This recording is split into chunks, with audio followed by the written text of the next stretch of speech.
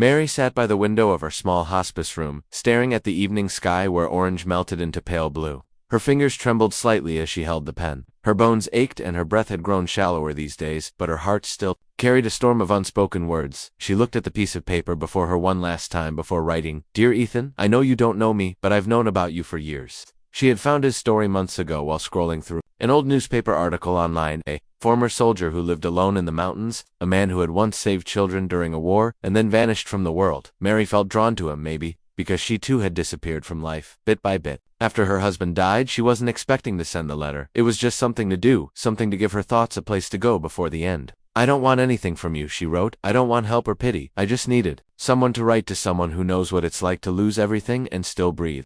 There was a knock on the door. Her nurse Clara stepped in with her usual gentle smile. "Are you writing again, Mary?" she asked. Mary nodded but quickly folded the letter. Clara didn't ask more. She knew Mary had these moments when she looked far away, like she was watching a life she missed, but couldn't touch anymore. Mary waited until Clara left, then placed the letter in an envelope and tucked it under her pillow. It wasn't finished, and it wasn't meant to be mailed the next morning. Clara came to clean the room.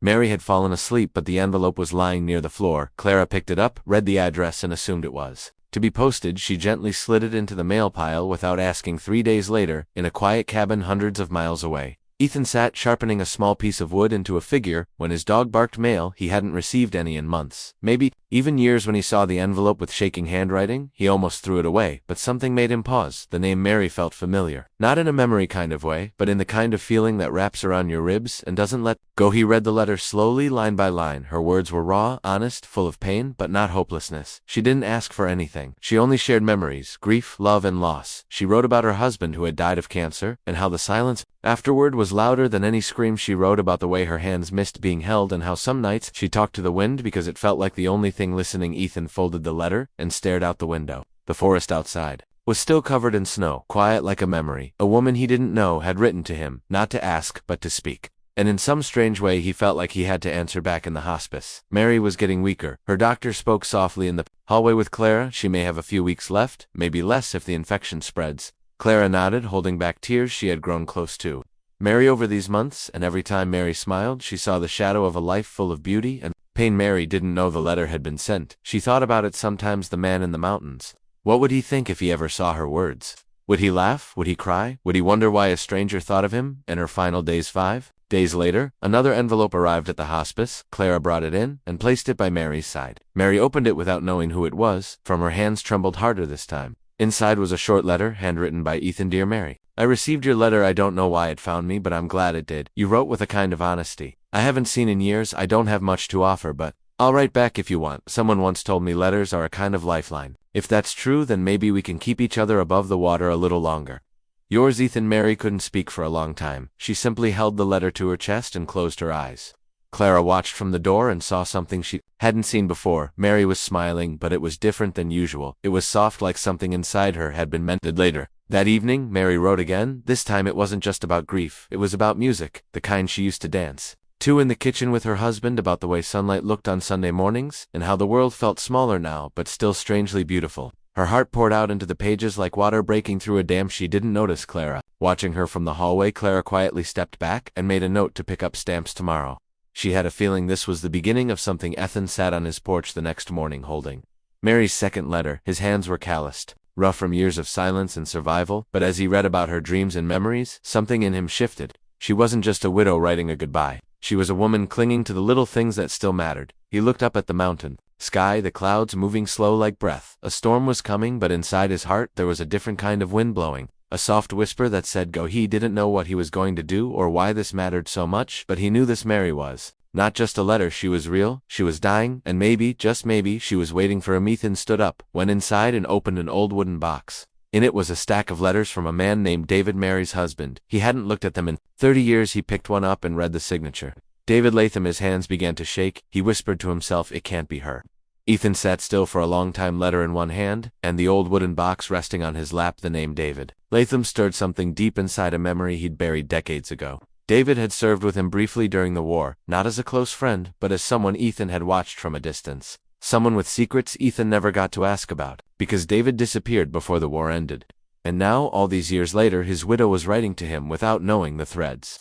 between their lives were already tangled. He placed the letter from Mary beside the older ones and reached for a pen. For a long time he didn't write a word. The silence in the cabin was heavy, almost too loud, but eventually his hand moved and the words came out simple, raw, honest, just like hers. Mary, I remember David. We fought in the same uniform though. We weren't close. He left an impression. A man like that doesn't vanish from memory. I don't know if he ever told you anything about those days, but maybe now it matters more than ever. I'm glad you wrote to me. Your letter wasn't noise. It was a voice I'd been missing for a long time. He paused, then added, You said you talk to the wind at night? I do too. Maybe now we can talk to each other instead. He signed it with only his first name and folded the page carefully. The next day he made the long drive to the nearest post office. Snow still covered the roads, and the forest looked half asleep. But something inside Ethan had awakened, and he wasn't going to let it die again. He mailed the letter, and on the drive back, kept thinking about her eyes, though he had never seen them, and her voice, though he had never heard it. He imagined it soft, maybe tired, but full of something most people lost when the world became too loud.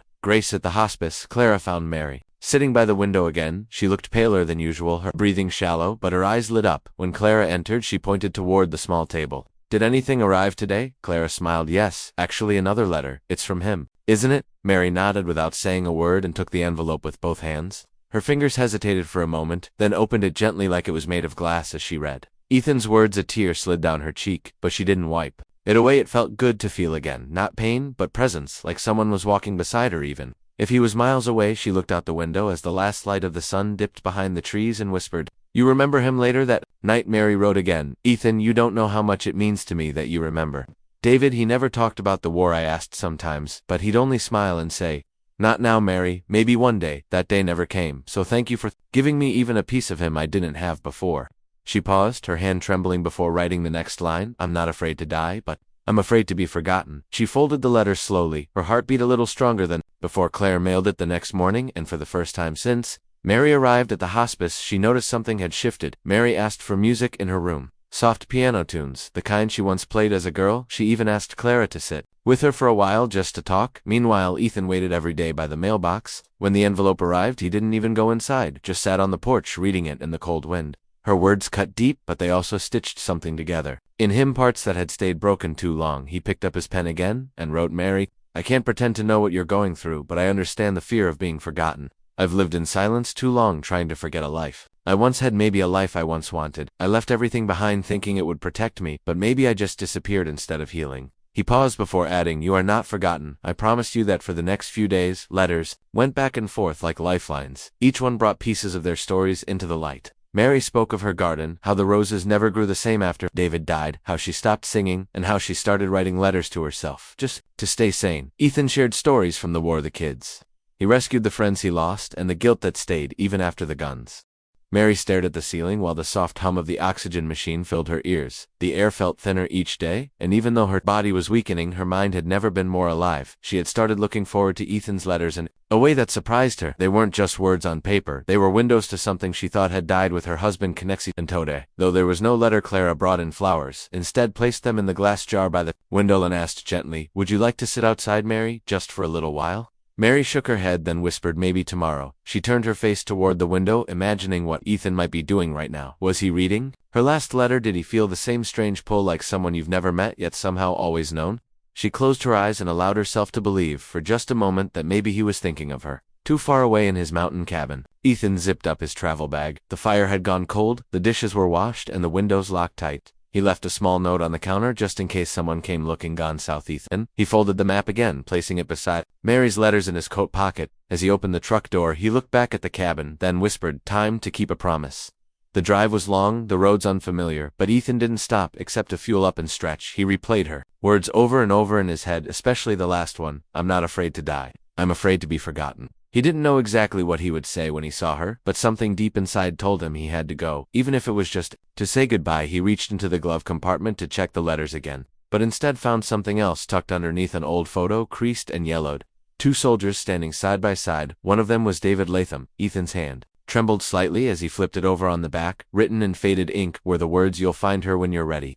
He didn't remember writing that, and he didn't think David had, but it was there like a whisper from the past, pushing him forward. Back at the hospice, Mary was restless. Clara noticed her hands moving slowly across the blanket as if trying to find something. Are you in pain? Clara asked softly. Mary shook her head no, just remembering. Then her voice dropped. Do you believe people can find each other even when it's too late? Clara smiled gently. Yes, I do. Sometimes the heart knows before the body does. Mary let out a weak laugh. Then maybe mine knew all along. Later that evening, Clara stepped out for a moment, leaving Mary alone. The letter from Ethan rested under her pillow unopened. She hadn't had the strength to read it yet, but she could feel its weight like someone holding her hand through the darkness. And while Ethan drove through the quiet town that surrounded the hospice, his GPS beeped as he passed a gas station and a small diner. A group of kids played near the sidewalk, and for a moment everything felt normal, like he was just another traveler passing through. But his heart was pounding louder than it had in years. He reached the hospice just as the sky turned orange with the setting sun. He didn't go inside right away. Instead, he parked across the street and just watched. The building was simple, peaceful, surrounded by trees and flowers, the kind of place someone might choose for a gentle ending. As he stepped out of the truck, he reached into his pocket and pulled out one of Mary's letters. He read the first few lines again. Dear Ethan, I know you don't know me, but I've known about you for years. He folded it slowly, took a deep breath, and walked toward the entrance inside. Clara was walking down the hallway when she saw him, a tall, quiet man with tired eyes and a coat that smelled like snow. She paused for a moment. Something about him felt familiar. Can I help you? She asked. Ethan looked down at his hands, then back at her. I'm here to see Mary Latham, if it's not too late. Clara's eyes widened slightly. You're Ethan. He nodded. She didn't ask anything more. Just touched his arm gently and whispered, come with me, as they walked through the hallway. Ethan's heart beat faster with every step. He didn't know what he expected, maybe nothing, maybe everything, but when Clara opened the door, and he saw Mary lying there, pale and still, his breath caught in his throat. Mary turned her head slowly, her eyes searching for Clara, but instead they landed on him for a moment. They just stared at each other, as if trying to memorize a face they had never seen, yet somehow always known. She whispered his name so soft he almost didn't hear it. Ethan. He stepped closer, pulling the chair beside her bed, and sat down slowly. It's me, Mary. I'm here. Tears welled up in her eyes, but she didn't cry. She smiled instead, a weak, soft smile that reached deep into him. You really came. I had to, he said simply. I read your letters, and I couldn't stay away. She reached for his hand, and he took it gently, as if afraid she might break. They sat like that for a while without speaking. Time seemed to pause around them. A nurse walked in, then stepped back quietly, understanding what was happening was not to be interrupted. Mary whispered, I didn't think you'd come. Ethan looked at her and said, neither did I, but something told me I needed to, that maybe I was meant to.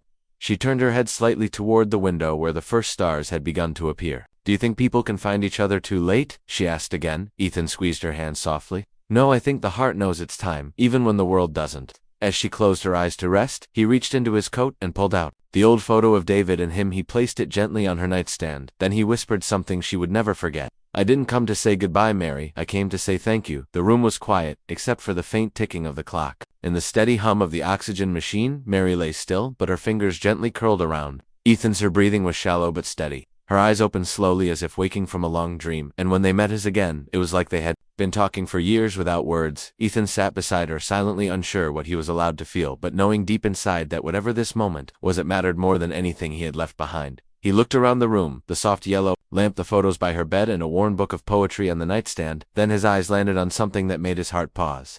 An old silver locket resting beside the book. He picked it up gently and opened it. Inside was a picture of a young Mary and a man who looked exactly like David, but younger and smiling. She wore that every day. Clara whispered from the doorway, but she hasn't touched it since she started writing to you. Ethan looked at the photo, then at Mary. He was a good man, wasn't he? Mary nodded slowly. He was kind, he loved quietly, but deeply. I never really knew what haunted him, though. Not until you. Ethan hesitated, then reached into his coat pocket and pulled out a letter.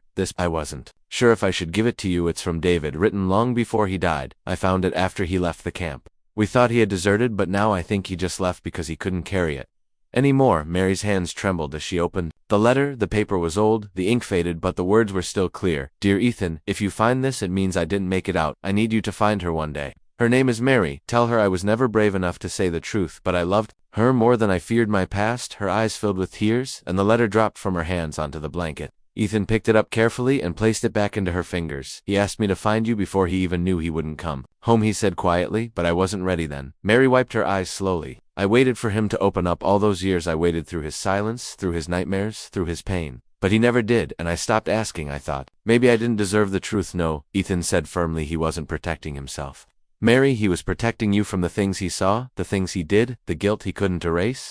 You were his light, and sometimes light makes the darkness harder to carry. She looked away from him toward the window. I wish I had known. I wish he had trusted me enough. Ethan leaned forward. Sometimes silence isn't a lack of trust. Sometimes it's love's last defense for a while. They didn't speak. The truth hung heavy in the room, but it wasn't cold. It was the kind of truth that made space for healing. Even in the final moments, Mary closed her eyes and breathed in slowly. Ethan, do you believe in second chances? He smiled faintly. I think they're rare but real, and sometimes they come when we stop expecting them. She opened her eyes and whispered, then maybe this is mine.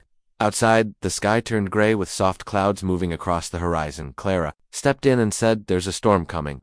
They're warning people to stay inside tonight. Strong winds, maybe power cuts too. Ethan stood up and walked to the window, watching the wind move through the trees. It's okay, I'm not leaving. Clara nodded and left the room, giving them space again that night. The storm began with a low rumble, distant thunder rolling through the sky. Rain tapped against the windows and the lights flickered. Ethan lit a small candle and placed it on the nightstand beside Mary's photo. The room glowed with soft amber light. Mary whispered, it's beautiful. Ethan looked at her pale face, glowing in the candlelight. You are, he replied gently. Her smile was weak, but it reached her eyes. You always say the right thing. He pulled his chair closer to her bed, only when it matters. She reached for his hand again. Can you read to me just something, anything? Ethan picked up the book of poetry and opened to a random page. His voice was low and steady as he read. Morning came slowly, gray and wet.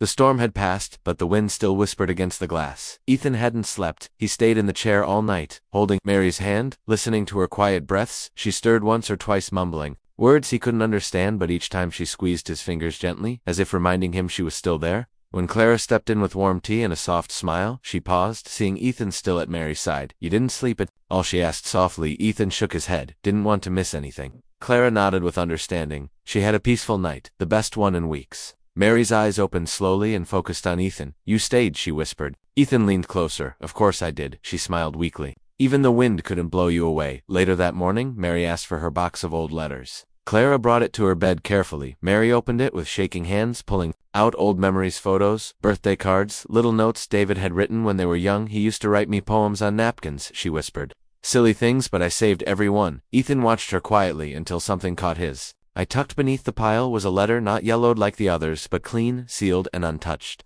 What's that? He asked. Mary looked at it closely, then frowned. I don't remember this one. Clara handed it to Ethan, and he turned it over slowly. He opened it and began to read. Dear Mary, if you're reading this, it means I didn't have the courage to tell you the truth. While I was alive, there are things you never knew about me, things I kept hidden because I was ashamed. I loved you with all my heart, but I wasn't the man you thought I was, not entirely. Mary's hands shook. Read the rest. Ethan, I need to hear it. Ethan hesitated, then continued. Before I met you, I did things I regret deeply. I was part of missions that weren't as clean as we claimed. I saw things I was told to forget. I obeyed orders that left innocent people broken. And one day, I stopped believing in what we were doing. I left. I disappeared, but I took the guilt with me. I wanted to tell you every day, but I was afraid you'd see me differently. So I tried to be better with you. I tried to live a quiet life to make up for the past. But I carried it with me until the end. He stopped for a moment, letting the weight of the words sink in. Mary didn't cry. Her face was still, but her eyes held something deep. I always knew, she whispered, not the details, but I knew he was running from something. He never looked me in the eye when I asked about the war. Ethan folded the letter gently and placed it beside her. He loved you more than his fear, but fear wins. Sometimes. Mary nodded slowly. It does, but maybe this was his way of making peace. They sat in silence for a while. Ethan finally spoke. There's more to this than you know, Mary. The man who came asking about me last night, he wasn't a stranger. I've seen him before during the war. He was part of the same missions.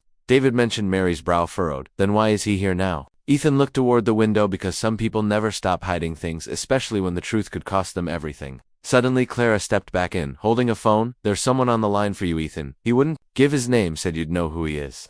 Ethan took the phone slowly and pressed it to his ear. Hello, a deep voice came through the line.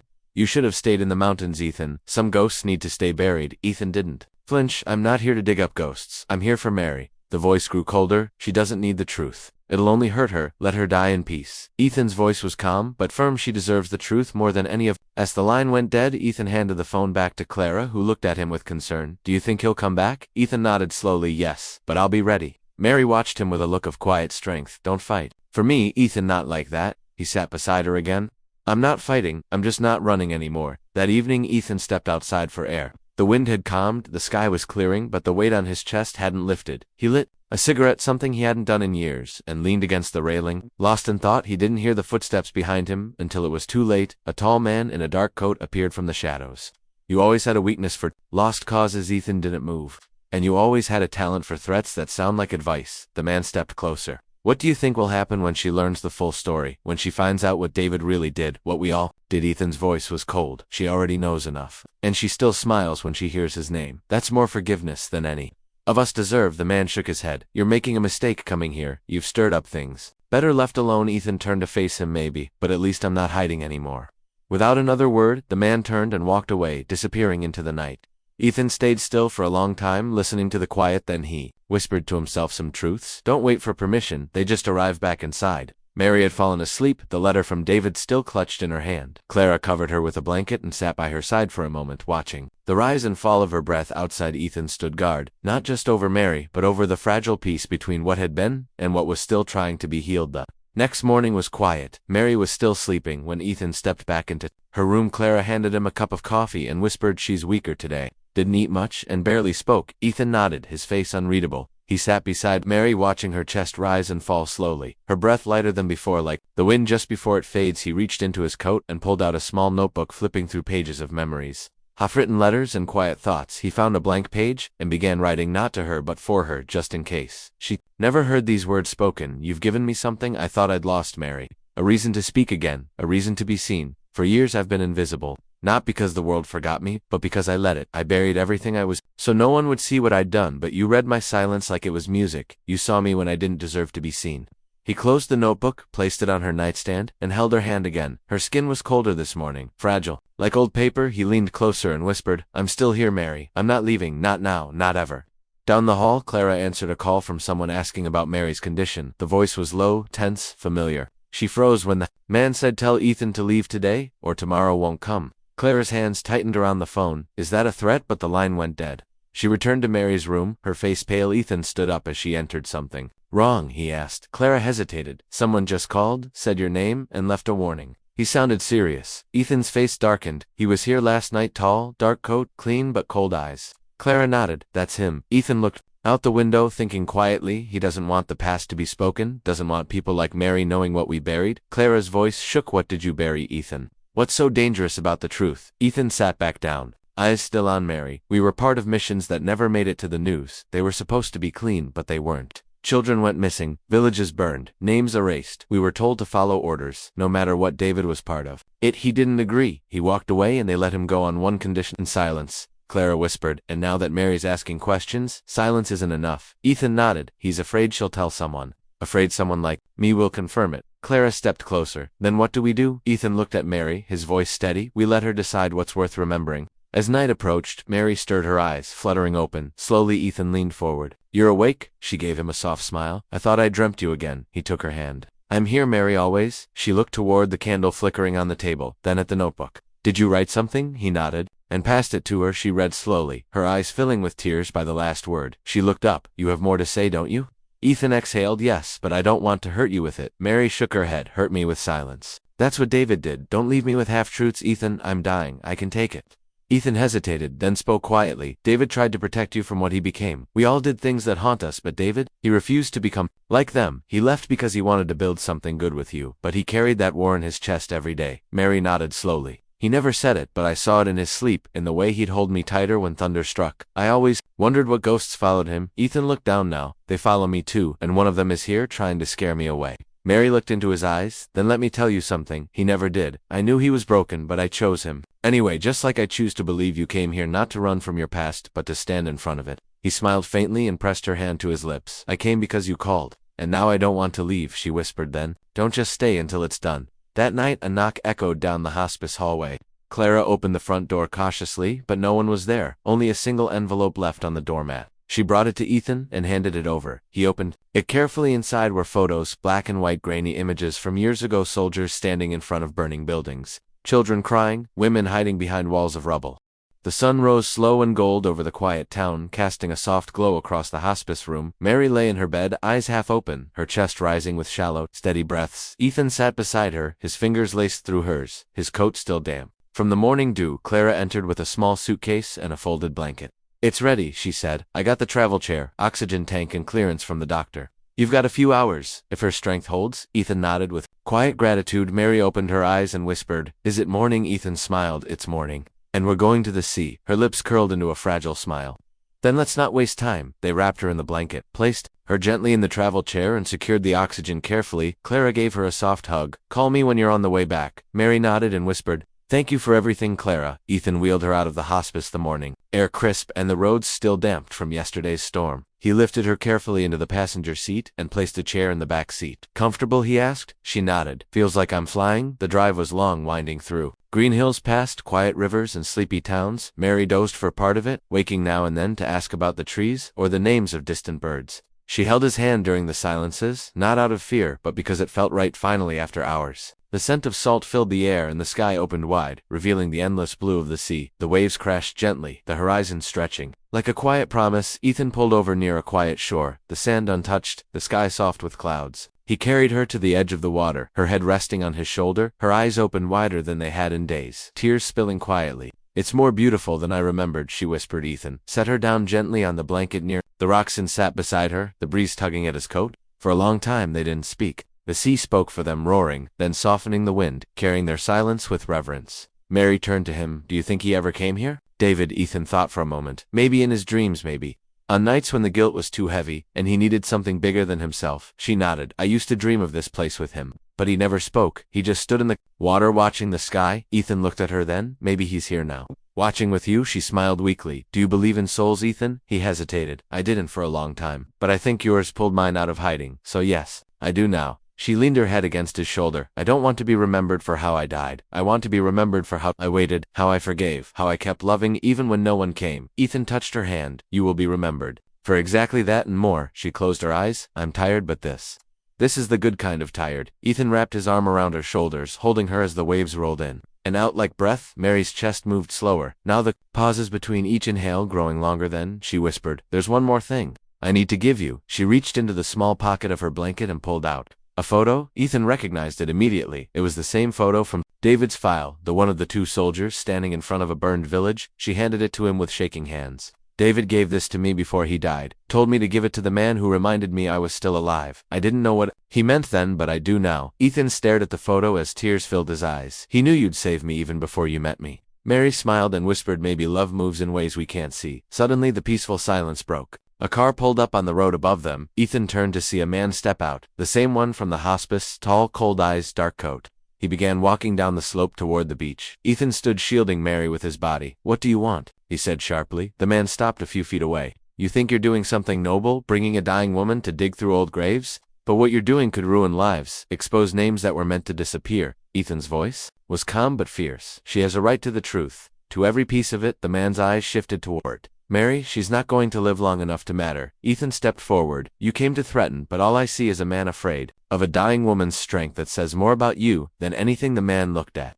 Mary one last time, then turned and walked back to his car, driving away without another word. Ethan returned to Mary, who was now looking up at him, eyes filled with peace. You didn't need to protect me, she whispered. I already had everything I needed. Ethan knelt beside her and kissed her forehead. You've given me more than I deserved. More than I knew to hope for, she whispered. Will you read to me one last time? He reached into his coat, pulled out the notebook, and opened it to the last page. His voice trembled, but he read slowly. In the quiet where the waves forget and hearts remember what they tried to lose their lives, the memory of those we loved, and the truth that even silence can't refuse. As he finished, Mary smiled, her eyes closing gently. Her breath slowed to a whisper, and then finally faded. The sea roared once more, as if it knew, and then fell quiet. Ethan sat beside her, holding her hand as the wind brushed against her hair. He didn't cry, not yet. Instead, he whispered, thank you for saving me, Mary. I'll carry your story now. The sky began to dim, and in the distance the sun dipped low, casting golden light across the water. Her story wasn't over. It had just passed into his hands. The days that followed moved slowly, like rain sliding down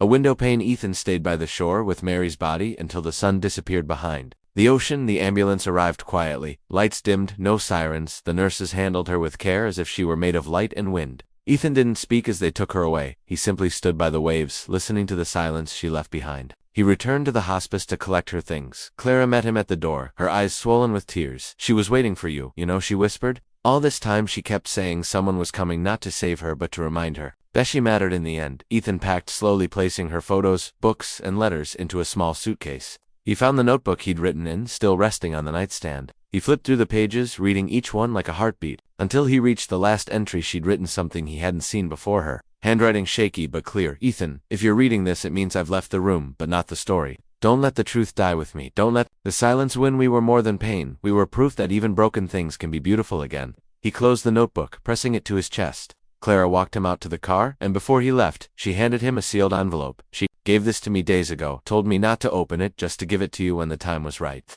Ethan nodded and took the envelope, driving back to the cabin in the mountains. The road was quiet, the trees heavy with mist when he reached home. Everything felt smaller, colder, yet somehow more alive now that she was part of it. Inside, he opened the envelope. Inside was a key and a note. There's a box beneath the floorboards of the guest room. I kept it hidden for years because I wasn't ready. Maybe you'll know what to do with it now. He pulled up the floorboard and found a wooden box, old and worn. Inside were dozens of letters addressed to no one. Some were half-finished, others were sealed. Some were to David, some to God, some to herself, but they all shared one thing. They were full of love, of longing, of loss. She had written her heart into paper and hidden it away, hoping someone would understand one day. Among them was one final letter addressed to the man who stayed. Ethan, you stayed, and that changed everything. You gave me peace in my last days and a face to carry with me into the next. Wherever I go, I'll remember the sound of the sea, the weight of your hand, and the way your silence spoke more than words ever could. If you ever feel alone again, read these letters. Read them not as goodbyes, but as beginnings. Ethan spent the next few days reading every letter out loud, one by one, like a ritual. He cried for her, laughed at her jokes, mourned the years she waited, and admired the strength she held in silence. But then came the question she had asked him without asking. What now? He stood by the window, looking at the forest.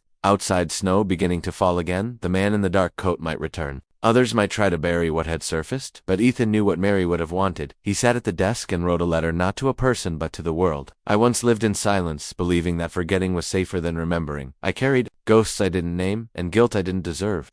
I met a woman who was dying, but who gave me life with nothing more than her truth. She taught me that silence doesn't protect it, only postpones the pain. She asked me to carry her story, and now I will. He submitted it to a small online publication under his own name, attaching photos, letters, and the story of David, the missions, the threats, the love, and the redemption. A week passed, then 2, then 3. One morning his phone buzzed. It hadn't rung in months, but this time it did not stop. Journalists, authors, even former soldiers reached out. Some remembered David, some denied the story, others confirmed every word. Then came a call from a reporter who wanted to do a feature on Mary, not as a widow, not as a dying woman, but as a voice that outlived her breath. Ethan agreed, but only under one condition: tell the truth, not the pretty version, the real one.